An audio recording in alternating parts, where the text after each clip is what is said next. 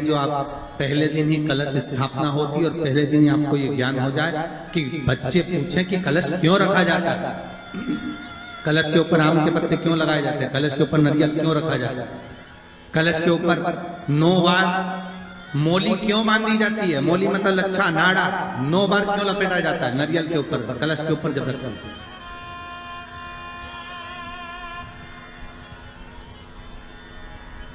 कलश के ऊपर जब जब श्रीफल रखाता है, नारियल रखाता है, तो उस पर 5 बार 7 बार मोली नहीं लपेटी जाएगी, तो 9 ही बार लपेटी जाएगी। 5 या 7 बार लपेटते हैं तो कहते हैं कि लक्ष्मी की छिन्नता होती है, और वो 9 बार लपेटी जाती है तो भरपूर लक्ष्मी का भंडार भरती है। क्यों क्यों कहते हैं?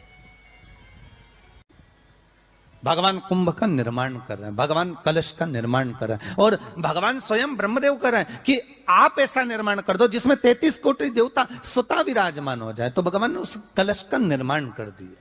अब कलश का निर्माण करा तो स्वयं भगवान ब्रह्मदेव बोले, प्रभु इस कलश के अंदर मेरा स्थान कहां है, मेरा स्थान कहां है?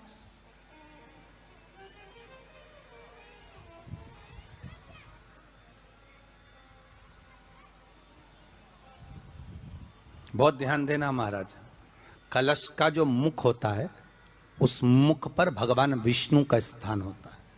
किसका स्थान है? भगवान विष्णु का।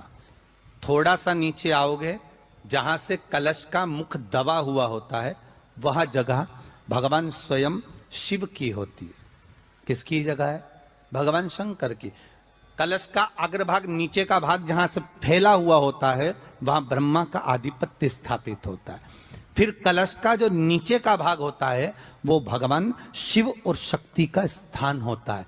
कलश के बाहरी भाग में, जहां पर बाहर का हिस्सा होता है, उस कलश के बाहरी भाग में 33 कोटि देवताओं को भगवान शंकर ने लाकर विराजमान किया होता है। महाराज भगवान शंकर 33 कोटि देवताओं को निमंत्रण देकर उस कलश में विराजमान कर दिया।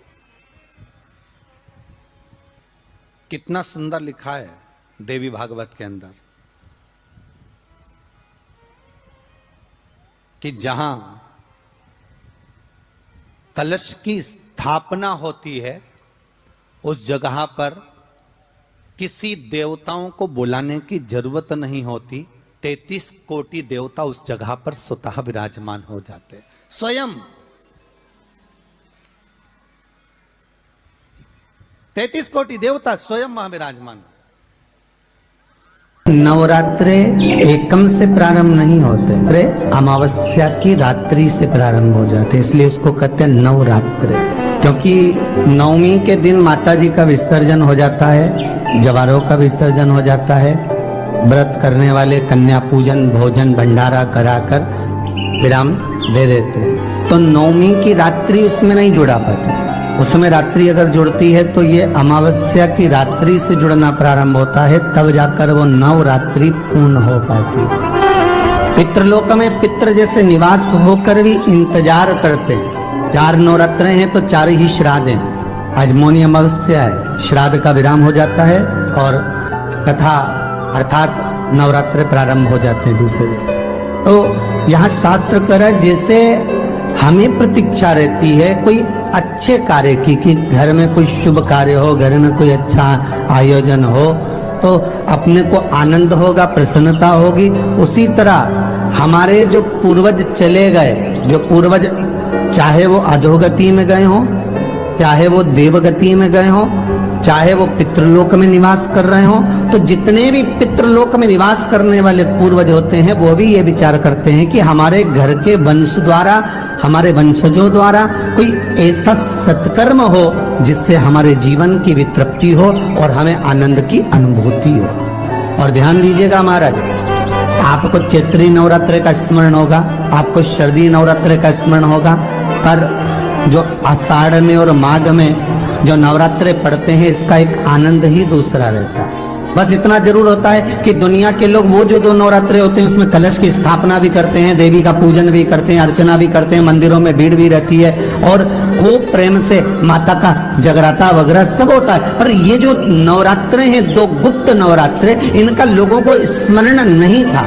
वो तो धीरे धीरे ये टीवी चैनल के माध्यम से कथाकारों ने, वक्ताओं ने स्मरण कराना जब चालू करा, धीरे धीरे बताना, मार्गदर्शन करना जब चालू करा, तब लोगों को ज्ञात होता गया कि कोई गुप्त नवरात्रा भी होता है, उसमें भी देवी की आराधना होती है। ये चारों नवरात्रे अलग अलग अवस्था के हैं, अलग अलग सुख के हैं और अलग अलग आनंद के। आपके घर में पितृदोष है, आपको ऐसा महसूस होता है, तो किसी भी नवरात्रि के पहले जो अमावस्या पड़ती है, जिस दिन अमावस्या रहे उस दिन चावल की कटोरी में एक कपूर का टुकड़ा रख दीजिए, छोटा सा, और कपूर का टुकड़ा रखकर उस कपूर को दरवाजे के बाहर कटोरी में ही, चावल रखी हुई कटोरी में ही उसको पितरों का स्मरण कर कर जला दीजिए।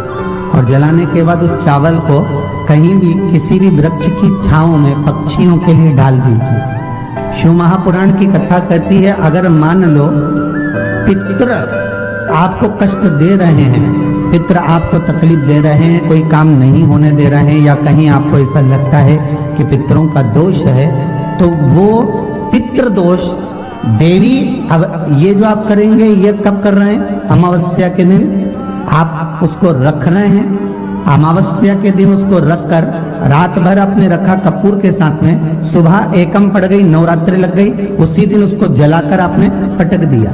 अर्थात उससे देवी और पितृ इन दोनों का आशीर्वाद जो प्राप्त होता है, तो घर में से पितृदोष समाप्त होकर लक्ष्मी की वृद्धि प्रारंभ हो जाती है, कार्य में सिद्धता आ जाती है। और नवरात्रि में भी देवी की आराधना का एक स्मरण का सुख है महाराज। ज्योत का विधान है, नवरात्रि में देवी की ज्योत लगती है, अखंड ज्योति लगती है, जवारे बुआए जाते हैं, कलश लगता है, ज्योत का भी विधान है। जिसके यहाँ दिया अखंड जलाया जाता है, अगर वो दिए की लो, दिए की बाती अगर दक्षिण दिशा की होती है, तो उसके घर में साल भर में एक घात जरूर होती है। जो दिया अखंड जलता है उसकी बाती का मुख दक्षिण का नहीं होना चाहिए। अगर आपने देवी भागवत का स्मरण करा हो, देवी भागवत को अगर सुना हो, तो देवी भागवत में स्पष्ट किया गया कि पूर्व की ओर मुख करा हुआ दिया, अर्थात पूर्व की ओर ज्योत जो जलाई जाती है वो संपदा की वृद्धि करती है। पश्चिम की ओर मुख कर कर जो ज्योत लगाई जाती है महाराज, वो बेबहू को देती है। और उत्तर की ओर जो मुख कर कर ज्योत जलाई जाती है, उत्तर की ओर जो ज्योत का मुख रहता है, वो आयु की वृद्धि करती है, घर में अकाल मौत को रोकती है। दक्षिण की ओर ज्योत ना लगाएं, अगर आपको लगाना है पूरब की लगाएं, पश्चिम की लगाएं या उत्तर की लगाएं। और जितने दिन महारानी जगदम्बा जगतधात्री दुर्गा भवानी चैत्र नवरात्रि में, शारदीय नवरात्रि में, आषाढ़ी नवरात्रि में, आदिकादिक पौष नवरात्रि में हम जगत जननी जगदम्बा की जब स्थापना करते हैं, या हम नूतन घर का प्रवेश करते हैं, या गणेश जी की स्थापना करते हैं, या कोई दुकान को प्रवेश करते हैं, या कोई शुभ कार्य करने के लिए अग्रण्य होते हैं, तो हम कलश की स्थापना क्यों करते? कलश के अंदर आखिर ऐसा क्या विराजमान है कि 33 कोटि देवता उस कलश के अंदर आकर बैठ जाते हैं? आप कोई यज्ञ करने जा रहे हो, आप कोई पोथी पुराण करने जा रहे हो, आप कोई अच्छा कार्य करने जा रहे हो, तो ब्राह्मण देवता कह देते कलश की स्थापना होगी, कलश की शोभा यात्रा निकलेगी, कलश यात्रा निकलेगी, कलश विराजमान होगा।